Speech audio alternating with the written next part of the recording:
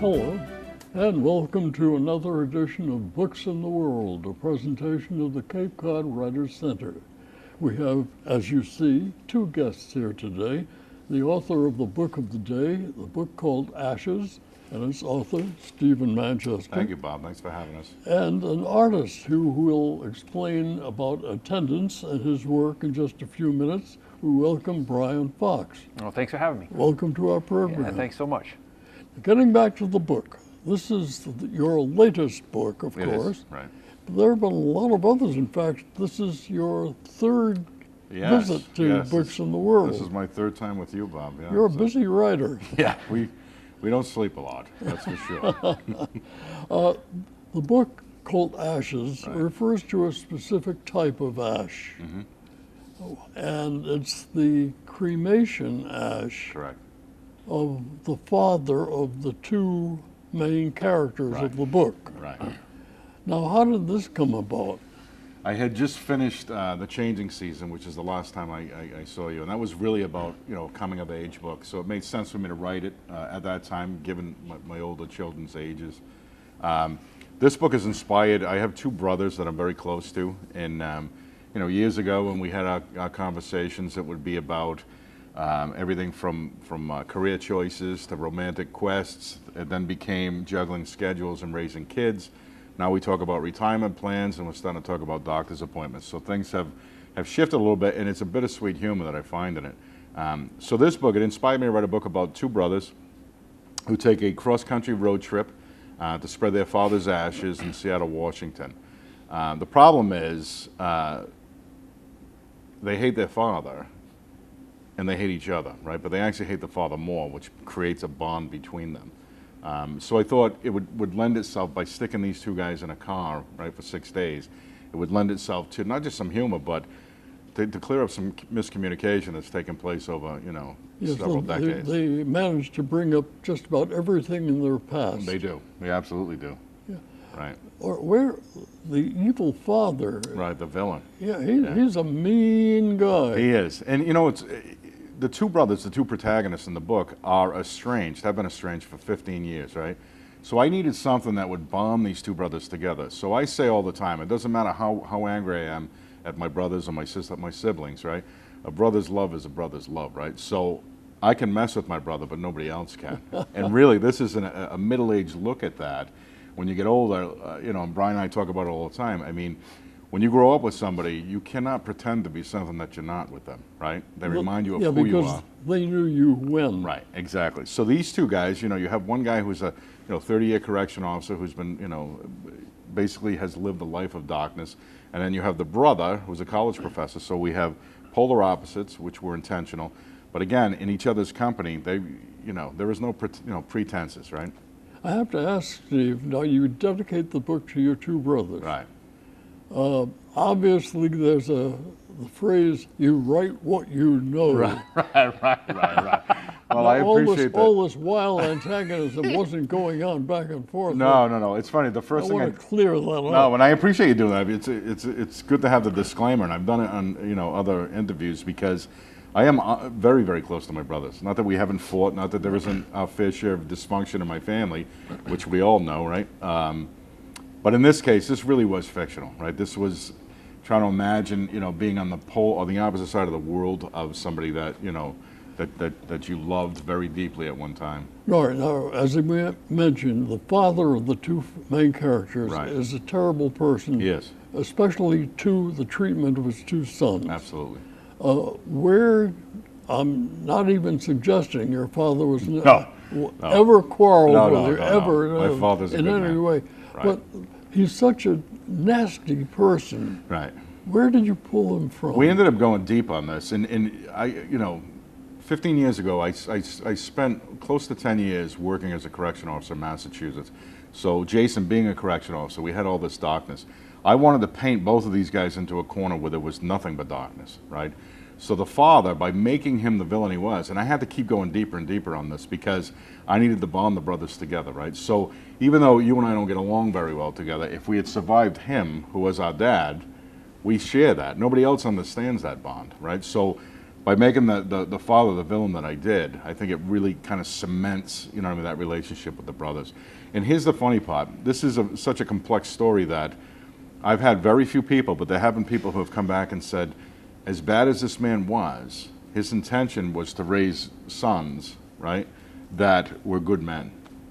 And he went about it a horrible way. Yeah, he went about it, to Yeah. my way of thinking, all the wrong All way. the wrong ways. But both sons turned out the right way, right? So the spin, and obviously we don't want to talk about that on the show, but there's a huge twist in the book which explains his reasons. I don't think it justifies his behavior by any stretch. But again, you know, the end result is you have two men that are decent family men. Mm-hmm. Right. You, in your soliloquy just now, Right. you mentioned the fact that you had been a corrections officer Right. for quite some time. Right. 15 years? About 10 years. 10 years. Yeah, I ended up leaving about 15 years ago. And of course, one of the two brothers is a correction officer. Correct. Yeah. So as I read it, I was wondering, where did all of this authentic conversation, the carrying on that goes on in prisons, Right. the established order of who can talk to who, Right. when, and why, Right. as part of your life? It's life experience, right? So the first book I ever wrote was under a pen name, Stephen Herbert's, that I used, and it was called 6'5", A Different Shade of Blue. Nonfiction, take a walk through a prison system, you know, through the eyes of a correction officer. But the feelings back then were very deep, very raw. I had just, you know, came out of the Gulf War, survived that. So for this, it was a lot of fun, 22 years later from the time I first started writing, to actually write in a character that's a correction officer, given that I don't have those raw feelings anymore, but I still have the knowledge of it. And it's authentic, I assume. Absolutely. Has that, as far as you know, Steve, has that changed at all over the years, or is it? No, Prison I think for the life is most part, prison life. it's a sub-society, right, which just, you know, feeds in and on, you know, if you're a murderer on the street, you murder inside the walls, right? So it is a sub-society that most people don't know about. So my hope with this book is that, you know, we do present some recognition and respect to a profession that few people know about, right? All right, now the two brothers start in the storyline in Salem, Massachusetts. Yes, at Halloween time, right? We have to put Yeah, Salem. the Halloween town, Right. yeah, the Right. spooky town. And according to their father's wishes through the estate lawyer, Right, they start this cross-country trek to deposit the father's ashes in Seattle. Seattle, Washington, correct. And they get in the car and they start fighting, And it begins. verbally Right. fighting. Absolutely, yeah. Did you take a trip across the country? You know, it's fun. We were just talking about this last night. I wish I had. I wish I'd had the time. Unfortunately, I didn't have the time to do that. So what I did was I went to AAA, believe it or not, and mapped this thing out and sat down, you know, on a board table and just pinned, you know, certain locations where they stopped, where they ate. But once I decided that they were going to stop in a certain place, I conducted some significant research on what was on the menu, what one brother would have ate, you know, versus the other brother. So there was a lot of research involved. Given that I had the time, I would have loved to have taken this trip. So you took a cross-country trek without leaving your house. Correct. Yeah, in my head. It saves my an mind. enormous amount of driving. Yeah, and a little bit of money as well. I know, I was kind of fascinated because you stopped in towns, or the brothers stop in towns. They know the name of the hotel. They Right. get GPS to find out how Yeah. to get there. Right? They describe the menu. Absolutely. They describe the waitresses. Right. The whole episode of being in Right. the towns across the country. The key with the book was, you know, if I was successful with this novel, it was placing the reader in the back seat with the father's ashes, right? And watching these two brothers just basically fight it out until they get to a place where, you know, we're not looking at any hallmark ending here, but to a place where there's more understanding, right? There's more communication, there's more understanding, because everybody has a certain perspective, right, that somebody else doesn't. If, you know, Brian and I grew up together, and he thinks the Christmas of 1978 was the best he's ever experienced. I may think that it was the complete opposite. But unless we actually talk about it, I wouldn't know that. So you two guys grew up together. No, actually, we've been friends for many years, but I'm just using that as an example, Bob. Not, Yeah. you're not as close as the two characters in the No, hopefully we're closer than that. These two guys don't like each other. It's hard to break down. Though. It is. Right. I like the conversations that they have, Right. not only between themselves, but with the various characters they meet along the way. Right. And with the lawyer Yeah. and thinking of their father, they are very explicit Absolutely. in the language Right. about that. Right. It sounds real. Again, very intentional, right? So, you know, I'm known for writing tearjerkers. This is a grittier novel, right? The theme is darker than what I normally write. The dialogue is grittier, but without making that dialogue the way that I did, it would not be real or relatable. Where do you think you find your abilities, Steve, to capture conversation? Do you listen a lot? Oh, no, I do. Like, if the three of us went out for dinner, right, I would actually, you know, there are times where I'll listen to a conversation at the next table. And it's not even what they're saying, it's how they're saying it, right? And I've taught recently, you know, last summer down the Cape with some kids, some aspiring writers. And I say, you know, I'll have two kids stand up and say, all right, like, start to have a dialogue. And then you'll see there'll be these pauses. There are never full sentences. They'll talk over each other. They'll raise their and elevate their tones. Sometimes, you know, they'll lose their train of thought. And if you write dialogue in that way, and the way people actually talk, then it becomes very believable. But you need to spend some time paying attention to those pauses, paying attention to, you know, Brian may be saying something to me, but then I throw in italics, you know, some internal dialogue. That's what he's really thinking. Even though he's telling me something, he's thinking something else. And in physically writing it, Correct. you have to have short quotes, Absolutely. interruptions, Absolutely. answers, Right. oblique entrances. Yeah. Coming- I mean, the worst thing you can have as a writer, right, is, and I'm sure the same thing with an artist, right, is indifference, right? So it doesn't matter if it's love or hate. You know, my job is to evoke emotion. You know, absolutely evoke emotion. So when you look at the characters, especially the father, who is a villainous man, right?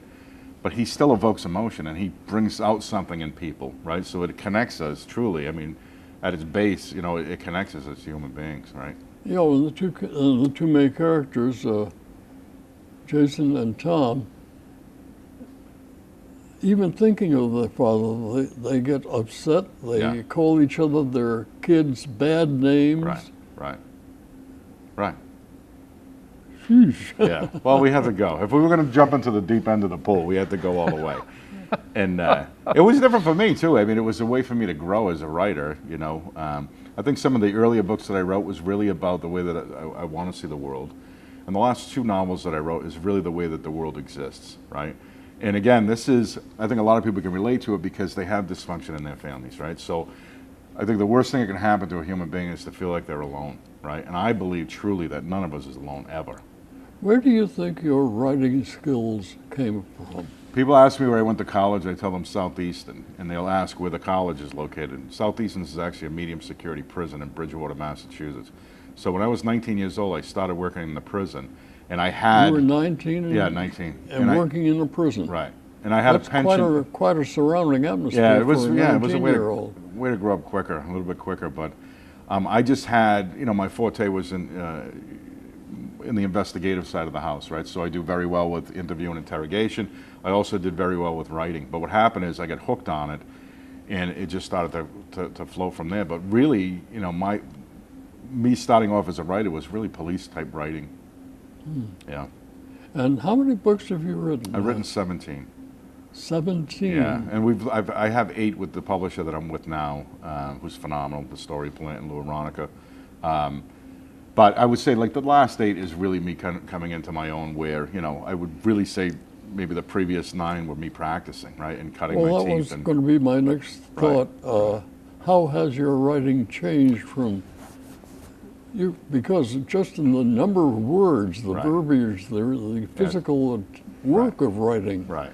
is an enormous amount of work. Yeah, it's practice, right? There's no such thing as perfection. And Brian and I meet all the time, and we sit and talk about our creative processes. And I believe, you know, if I live till I'm 100 years old, I'm never going to get it right, right? Because I don't want to get it right. I want to continue to challenge myself and continue to write stories, and hopefully, you know, grow as a writer and be able to tell these stories that I can connect with other humans on. But there's no such thing as perfection. It's just continuing to be, you know, a student of the game. Well, I don't know. I'll look at the bright side. Maybe if your 101st birthday, you say, Right. "By That's George, it. I've got it." Well, I guess once I get it right, it's all done, right? And I don't want that. For me, it's really about the process. I mean, the end product's fantastic, and I know, you know, Brian's going to tell you some similar stuff with that. But it's really about the creative process. It's about me being able to sit down and create, and it's a blessing for me to be able to do that. It is, yes. I think back to basic grammar school Right. writing. It's where the teacher says, all right, it's an English class, and you have to write a 200-word story. And the first impression is 200 words. Right, I know yes, no, and then you start filling in and, the, Right. of, to, you know, but it's a huge amount of work. It is. But it's, I guess, how much is it really work when you love what you do, right? And like for me, I write when I don't want to write. I write when I want to write. We laugh all the time about, you don't wait for your muse. Your muse comes to you while you're writing. You know what I mean? So it's a discipline too. It's a craft. And I try to teach my children the same thing, right? Like you need to be doing the work. And, once you're prepared, opportunity will present itself, but you need to be prepared. And you have to put the time in. As you write, Steve Manchester, with characters, do you sometimes stop and say, where did that come from? Oh, absolutely. All the time. All the time. Absolutely. Big surprise. Yeah, it really is. And that's part of the joys of it too, right? Where I get surprised by a character. For me, it's all in the character development. So if I do very well with the character development, where I know the character as well as I know Brian, sometimes Brian doesn't have to say anything. Just by his mannerisms or his facial expressions, I can tell what he's thinking and feeling, right? If I can get to that point with a character within the book, then I've done my job. Right? And they'll tell the story for you. Uh-huh. They really will. And you come out with a cartoon exclamation point over your head and say, boom. Yeah, exactly. Yeah. Brian, you've been sitting very patiently. Yes. Brian Great. Fox I can is sit here all day. Our co-guest today. There's a piece of your artwork in the book, and we'll make sure there's a close-up of it. But there's only one particular artwork in the book, but you are, I'm sure, have done more than one drawing, one painting. Yep. What is your own artistic background, Brian? Well, I've always been into drawing and painting, always did it as a kid. You grow up being encouraged by your parents and your friends. And then I went on to college and school at UMass Dartmouth, studied fine arts there, and went into the professional field, the commercial world for a while, painting and drawing for magazines and book covers, and went on to work for an apparel company for 7 years. And then about 13, 14 years ago, I'd quit that job on a literal leap of faith, feeling like God said, all right, time to quit your job. Right. Nothing was going on. And now I'm very, very, very fortunate to be working for, celebrities, athletes, rock stars, movie stars. Is this commission work? Commissioned work. And Walt Disney. Painting Yep. an athlete for his own collection? Yes. Yep.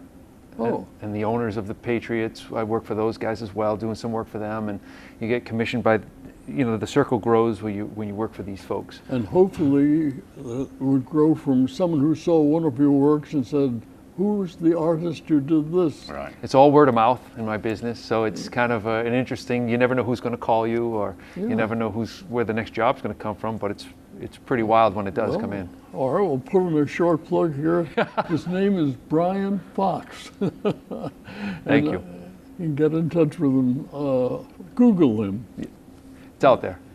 The painting that is in the book, in the last few pages of the book, is a picture not of either brother or the father or any other relative in connection, but the daughter of one of the two main characters in the book. Mm-hmm. Now, she does not exist as a human being. Right. She is fictional. So what do you draw?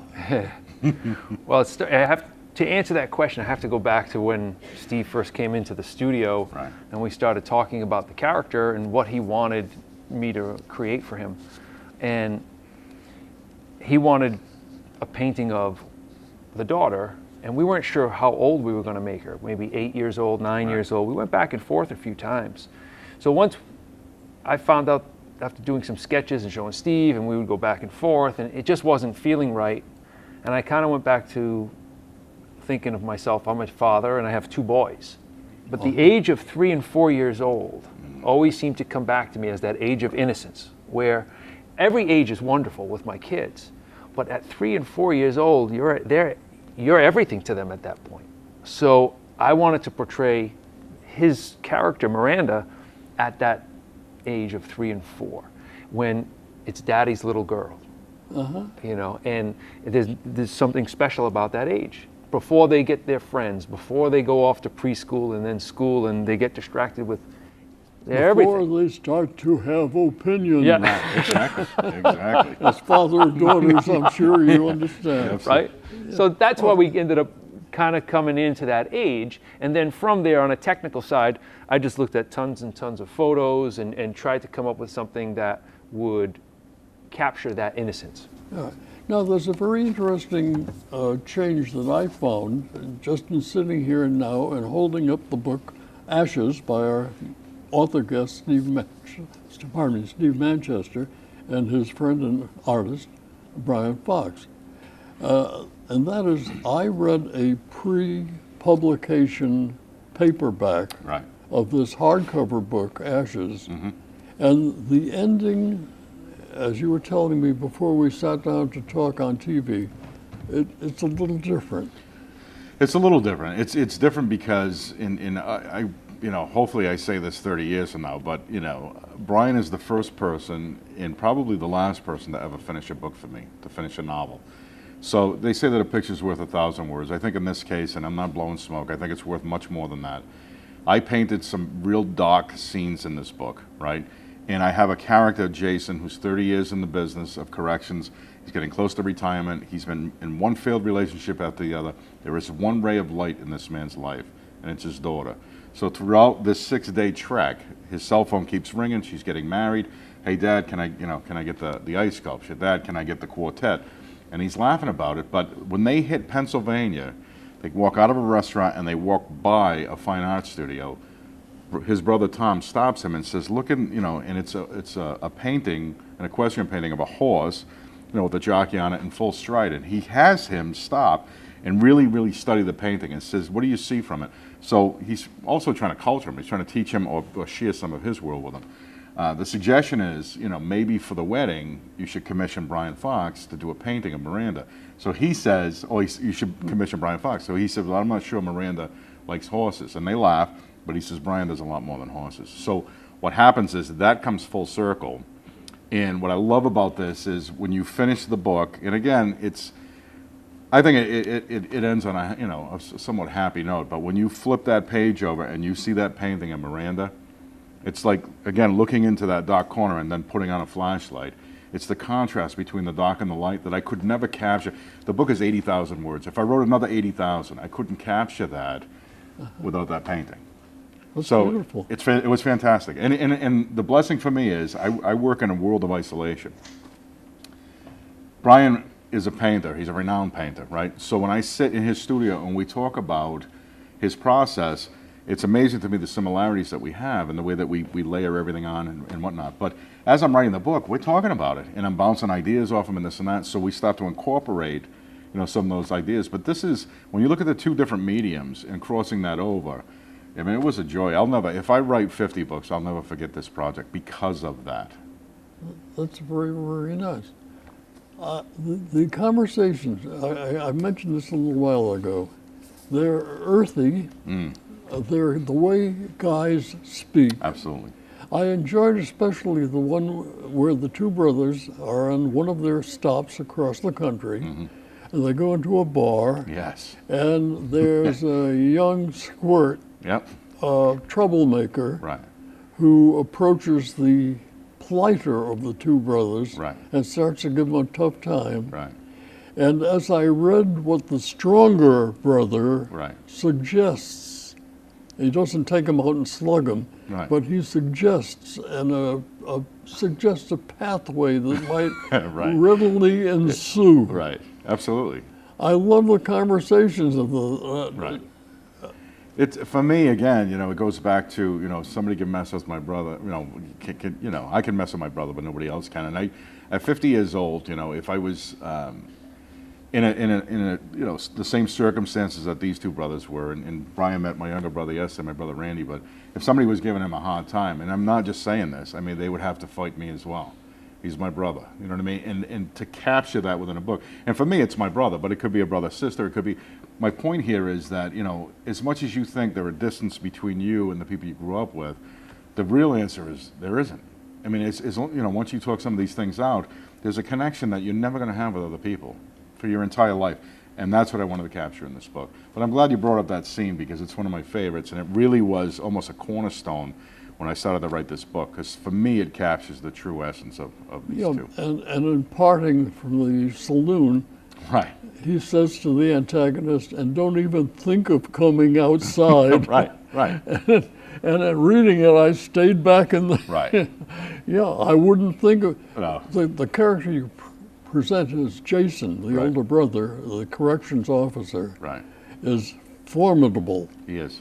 And just the conversation he has with the antagonist there, Right. you understand immediately. Right. That's the end of your carrying No, on, absolutely. buddy. But you know, it's the brawn and it's the intellect, right? So it's a nice mix, and I threw them into the extremes. You know what I mean? For some of these scenes to come to life. And toward the end of your story, Stephen Manchester, there's a kicker that I didn't expect. Have you heard that same feeling from some of your readers? Yes, yeah. There's a huge twist. There's a mighty We're not surprise. going to tell it. No, I appreciate that. My heart started that. But the Back toward the end there. no, and that came in late. I was maybe 3/4 of the way through the book and before that idea came to, you know. And Brian and I actually vetted it out in his studio in Fall River. So, you know, probably at 1 o'clock in the morning, right? But it was one of those things where I wanted to throw in this big hook, right? And I think it's worked. We've spent the half hour that has Already. gone by so quickly talking about Steve Manchester's newest book, Ashes, and the scattering of them at a trek across the entire country Right. with references thanks to the AAA. Right. Absolutely. I'm gonna thank AAA. And Steve's imagination. And there's some artwork in the book that we'll bring up in the program. You'll be able to see this as you watch of the work that Brian Fox has done. Wonderful. We'll look forward to the next book. Bob, it's my pleasure. Is it I love underway? coming. It is. Actually, I was just working on a little bit in the conference room we were talking Okay, about it. well, So, yeah. it's going to be easy. Thank you, Brian Fox, for coming in and look at some of your artwork, and to you, Steve Manchester, for writing another really good book. Thank you, Bob. I appreciate that. And we thank you, because without you, this would be just an intercom between the three of us. You've been watching Books in the World, a presentation of the Cape Cod Writers Center. And as always, we thank you for viewing.